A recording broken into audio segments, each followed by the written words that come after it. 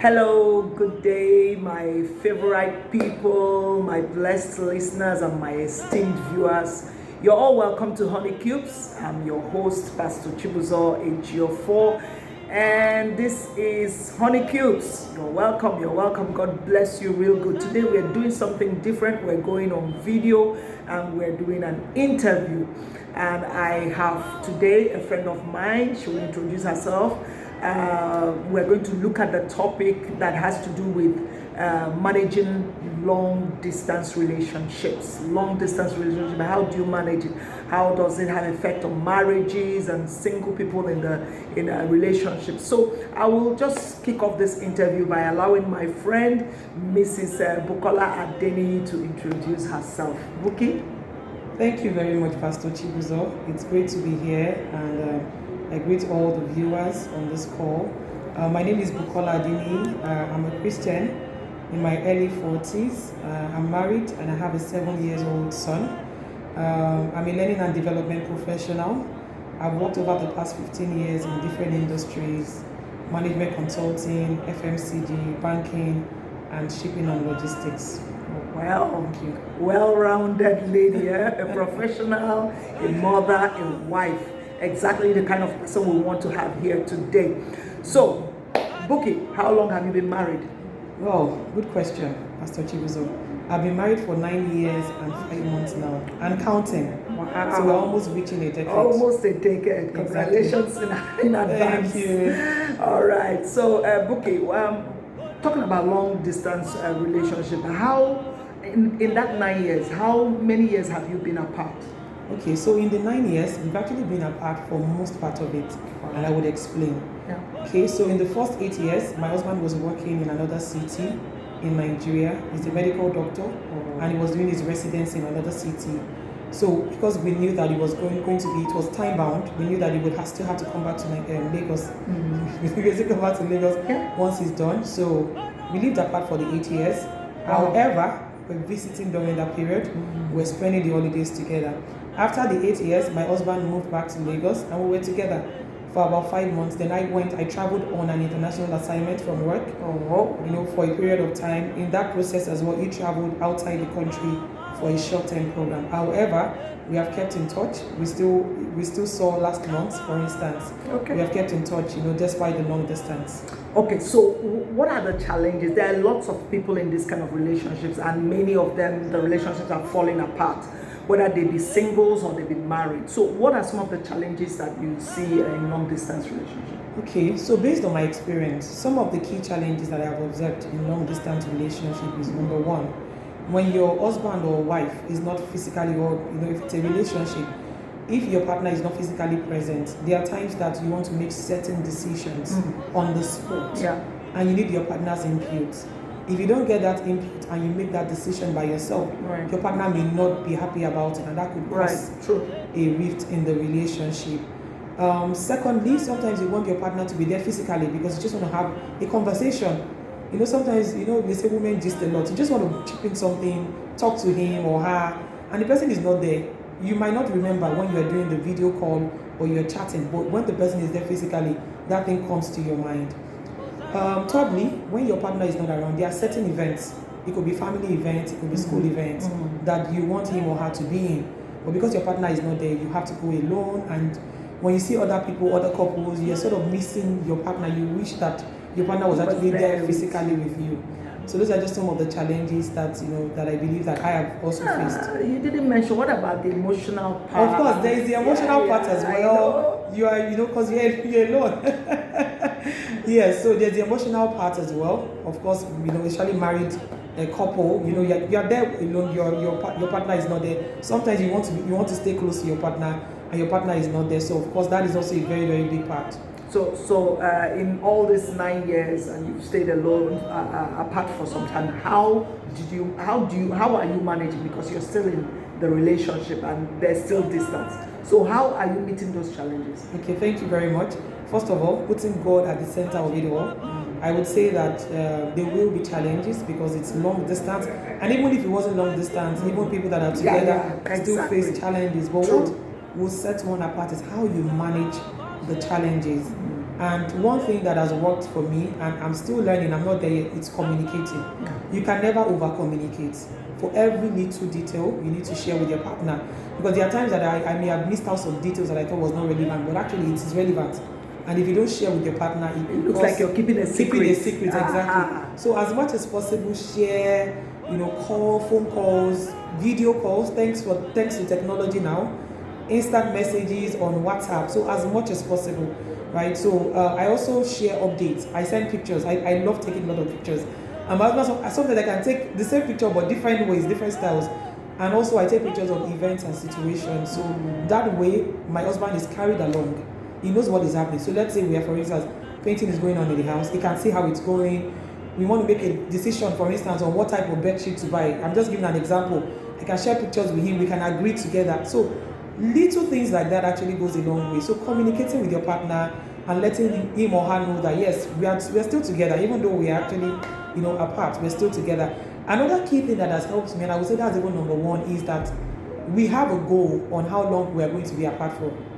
It's not going to be forever. Okay. It's just for a period of time. To set the timeline for that. It's not indefinite. It's not indefinite. Yes, because indefinitely means that it looks like nothing to look forward to, no hope. Exactly. We're just going to be like this. Very good. We have a goal, so I'm looking forward and we're counting down, knowing that very soon, the staying apart is going to be over. Right? And we're going to be together as a family. Super. Because that brings me to my next question, which would have been, do you think that long distance relationships are sustainable?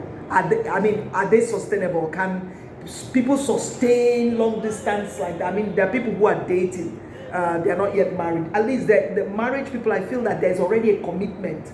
So they are committed to their commitment. But young people dating after a while, long distance, I think it takes a toll. So my question is, do you think it's sustainable? Well, it actually depends. I would say it's sustainable. However, it takes two to make it work. The couple, either married or the intending couple, need to be committed to it. So, just like I said previously, there must be a goal. It's not indefinite. Right. There's a reason why people actually live apart.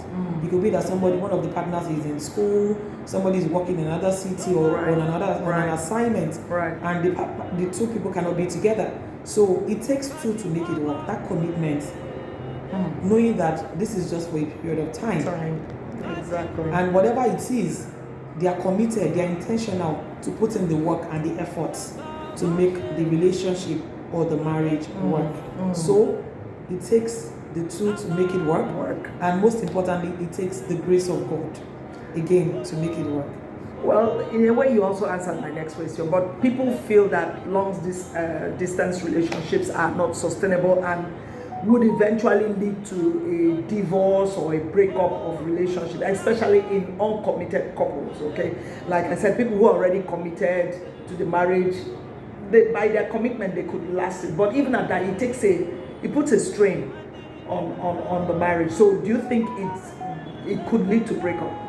And what would make it lead to a breakup? In my opinion, like I said earlier, it takes two to make it work. And I'll give an example. If you have a plant and you're not watering the plant, what happens? It withers. The plant dies. Right. If you have a machinery, our cars, we service it. Machinery gets oiled. Right. It is serviced so that it can be more efficient. It can be more effective. Otherwise, it will break down. It's the same thing with a relationship or a marriage. You need to put in efforts. You need to continue to communicate. You need to continue to respect your partner. You need to continue to show love even when you're not there physically. Right. You need to continue to carry your partner. So how can you show this love? Good point. So how do you show your partner love even messages, that is not there with you? Messages, sweet messages. I love you, I miss you. Don't hold back with the emojis. Oh, I wish you were here. I miss you. I love you. Things like that. Simple message like that can get your partner going for the day. Just those kind of messages. Wow. How are you doing? I'm checking on you. Hope everything is fine. Because sometimes we have, you feel like you've had a bad day, but you don't even know how your partner's day has also been. That's true. Just checking on your partner or even encouraging your partner goes a long way.